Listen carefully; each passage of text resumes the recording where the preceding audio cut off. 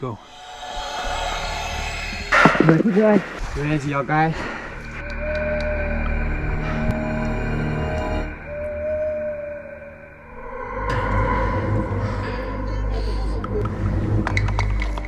I'm a bit nervous now. Time is running.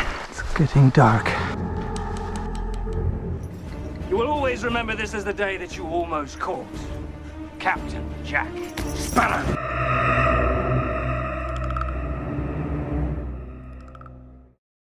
Last Christmas, I sneaked by rangers in the darkness who would later chase me, and I waited in wet bushes for hours only to run up Vietnam's highest mountain in record time. And eventually I escaped through swamps and loose boulder fields at night in a jungle known for its many poisonous snakes. So this is about the fastest illegal Christmas ascent of Fansipan, and there will be 3 parts in the video. The first one about the actual climb, and unfortunately I have to talk in the beginning a little bit because I didn't film the most exciting scenes, but I promise it's a good story. And in the second part, advice on how to climb Fansipan without a guide for anyone who wants to experience a lot of adrenaline. And in the third part, would I do Fansipan without a guide again? And spoiler, no, I wouldn't climb Fansipan at all. So let's start with the actual climb. On the 24th of December, I woke up almost as excited as I used to be on Christmas days many years ago. And I planned to be at the ranger station at 5 a.m. in the morning, but it was so foggy that I could almost not see anything. So I had to drive very slowly with a scooter. And right when I arrived at the entry gate, a car stopped in front of it. And the rangers were dropped by a taxi at 5:30.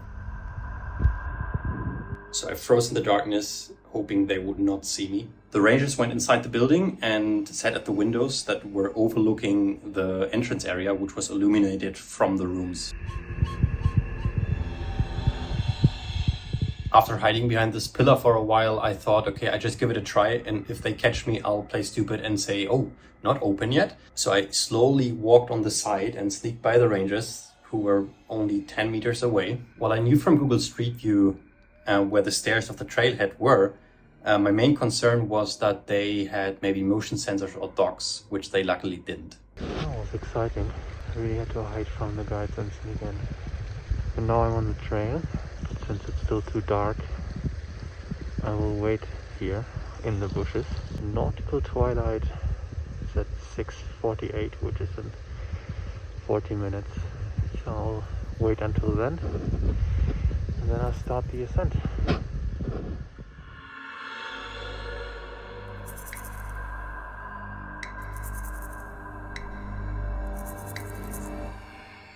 Shit, 3 rangers just passed by.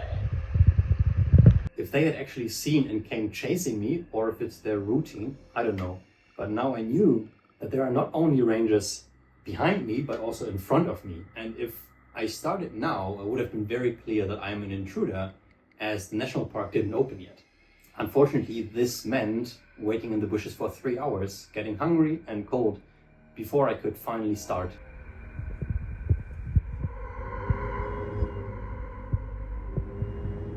It's 6:40 and the first 3 people just passed by, so I will wait a bit longer.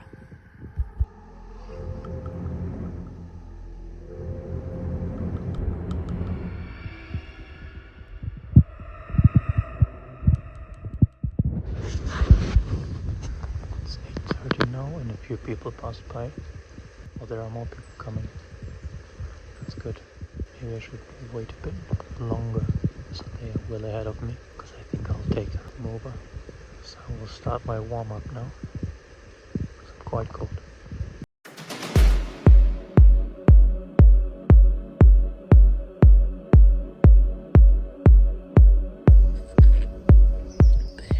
Okay, that just was the ranger while I was changing clothes, and I was like, toilet, sorry, huh? It was nice. Okay, let's go.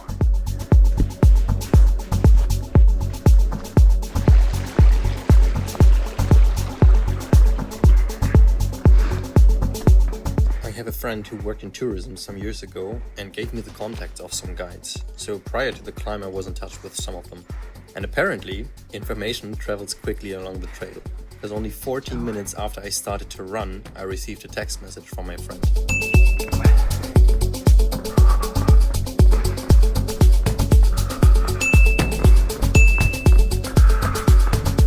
had expected to be spotted, but definitely not so quickly. 2 days earlier, when I arrived in Sapa, which is the disturbingly touristic town near Fansipan, I asked around for a guide who could do it in less than 3 hours, but I was laughed at and told that this is impossible and that I can't get a guide for a speed ascent. As a consequence, I then tried to find out how serious people were about the obligation of going with a guide, and the result was that I was yelled at twice. People wanted to push me out of their trekking stores, and some told me I will end up in prison or die on the trail. Pass by the first lodge. The aggressiveness I encountered when asking if it might be possible to go without a guide was in line with what my brother experienced 1 month earlier. When he wanted to hike in Fansipan's forest for just an hour, the rangers threatened him that they would lock his motorbike. Other travelers told similar stories of having their motorbikes locked until they paid a hefty fine. And on Facebook and TripAdvisor, I found reports of people who all had to pay fines when they came back to the ranger station after climbing Fansipan alone.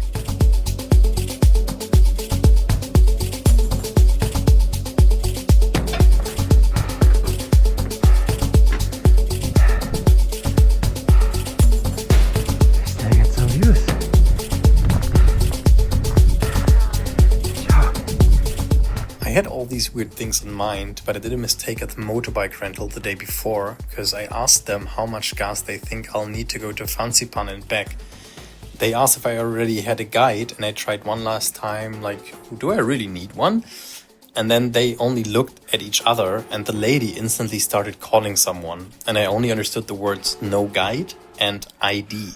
So I took the motorbike and quickly left, thinking, shit, they have my ID.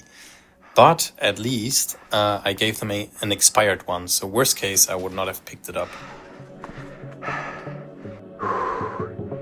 Nice. Well, that was a lot better than expected. Merry Christmas. Ciao.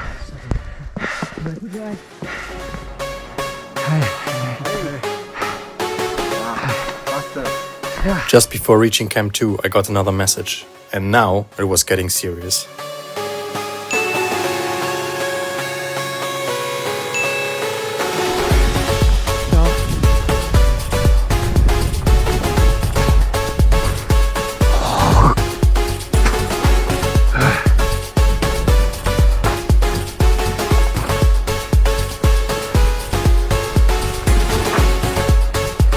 I think it's 100 meters down before the final push to the summit, 200 to 300 meters up. Whew.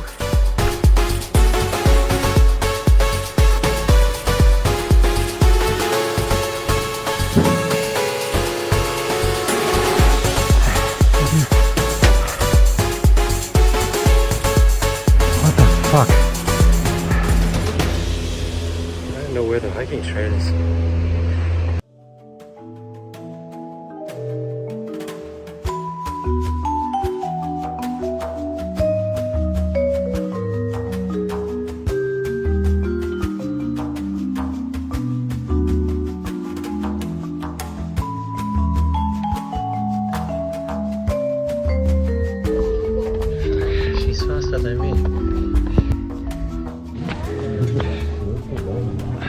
Excuse me. Whew. That makes things harder. Okay, let's do this.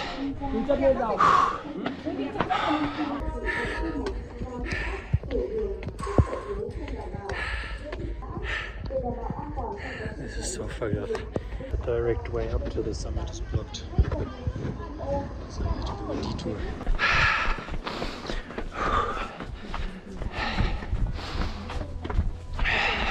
There's no end.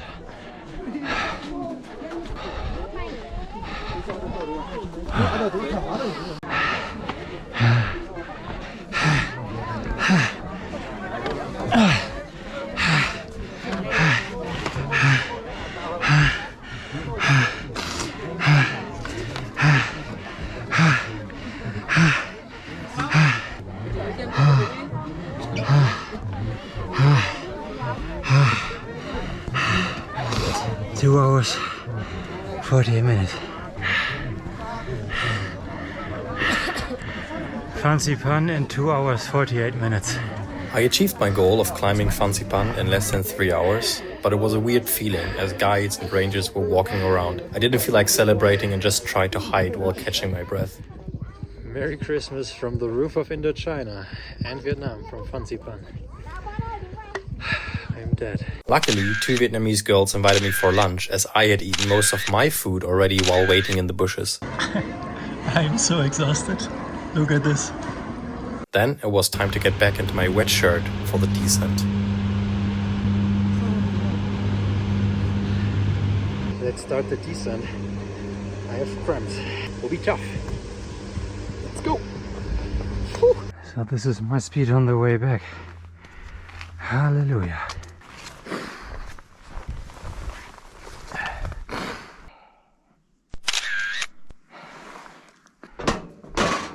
On my way down, I met more and sometimes the same groups again and was asked several times who my guide was.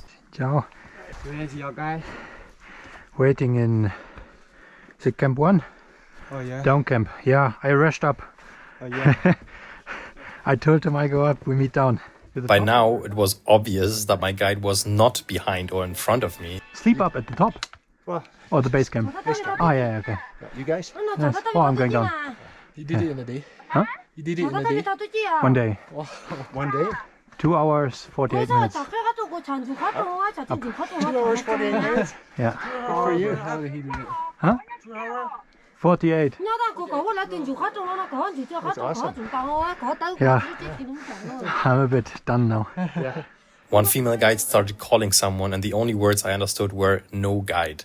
I started having the feeling that everyone on the mountain knew a solo hiker was on the trail.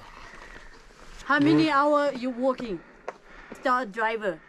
Yeah, driver dropped me at entrance 2 hour 48. 2 hours 48. What are you? I told my guide he can wait.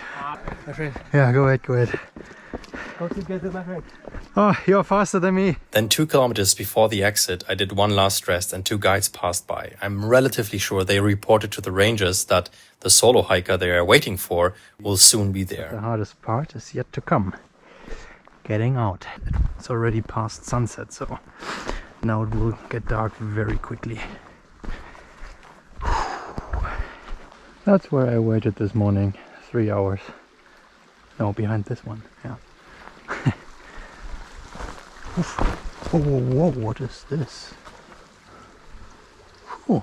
I'm a bit nervous now that I'm getting closer to the ranger station again. I remembered a report of individual hikers who were awaited at the exit by a group of 8 rangers, policemen and a translator and had to pay a fine. Thus, I decided I needed to do a little magic trick and disappear. I'll get completely soaked now anyways. Fuck it. So I first have to get to the Love Waterfall Trail. And from there I'll bushwhack to the big road. Definitely not the first one doing this. Oh yeah, I would even call this a trail. This is all swamp land.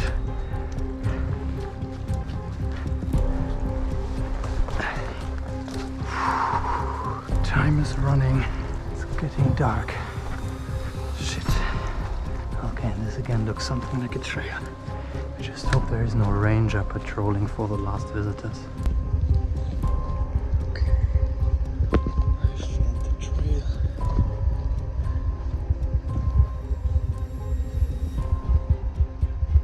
I hope there is nobody. I hope I don't meet a guide now.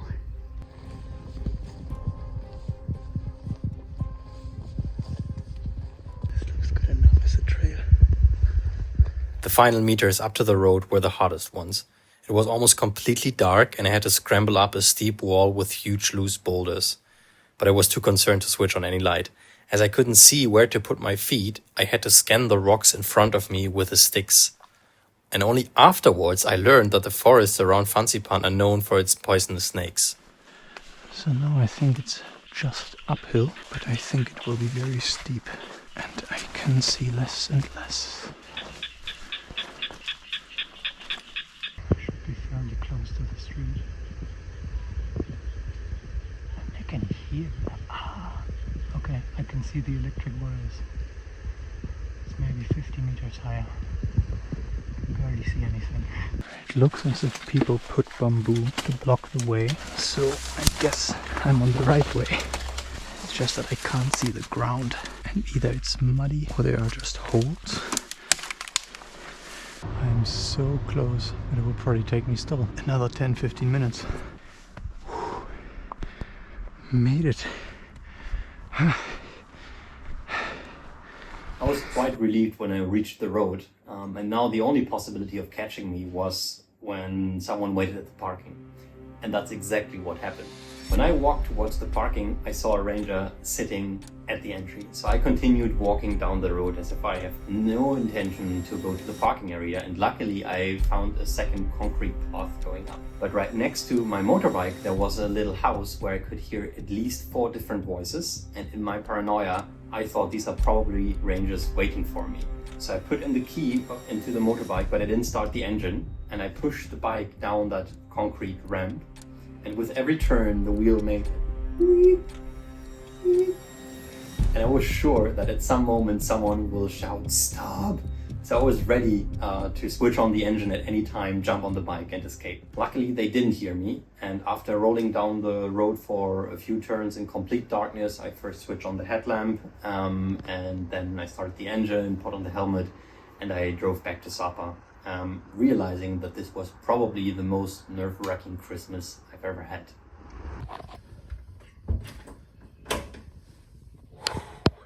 What a day. So let's get to part 2, how to climb Fansipan without a guide. It's really hard to find reliable information, so I thought I should give a 2022 update. Basically all websites are outdated or from people involved in tourism, and they will always tell you that it's just too dangerous, and that's why you definitely need a guide.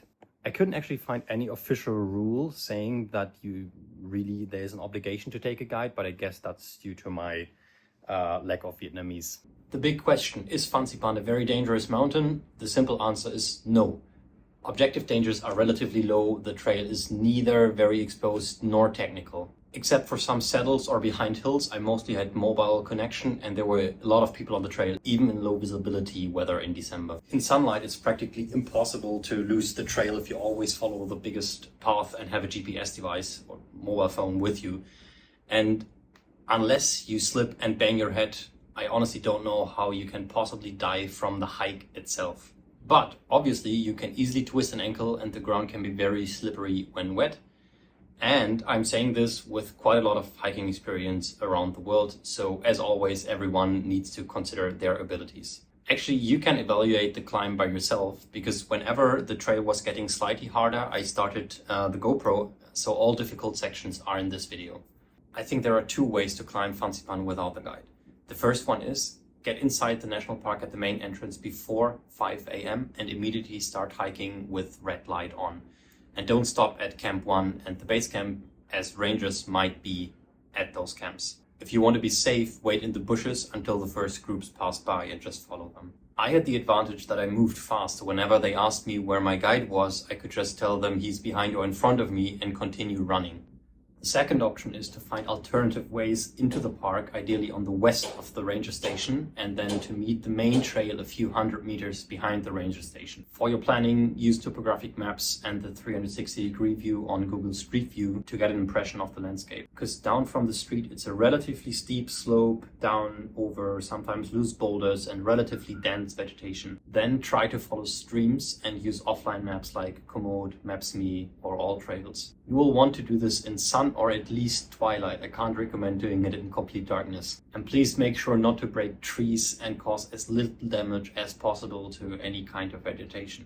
Finally, I think it's good to start the hike around 8 or 9 in the morning when other hikers are also on the way, so the guided tours are on the trail. In both cases, you will be noticed and probably reported to the ranger station, who might await you when leaving the park or even before. Plus, most guides bring up their clients to the top and then they have to run down, so they will overtake you and report to the rangers where you are. As such, regardless of how you make it up, I would recommend taking the cable car down. As a consequence, I would recommend getting a taxi to the entrance. If you take a motorbike, make sure to park on the other side, and there's a concrete area, and not directly in front of the ranger station. But be aware that they might lock your motorbike. Final advice, I didn't bring an ID and only 1.5 million dong with me, which would have been exactly the $60 I would have paid, and is such easy to negotiate. Finally, don't forget that the rangers might watch this video as well, so you don't really have an information advantage.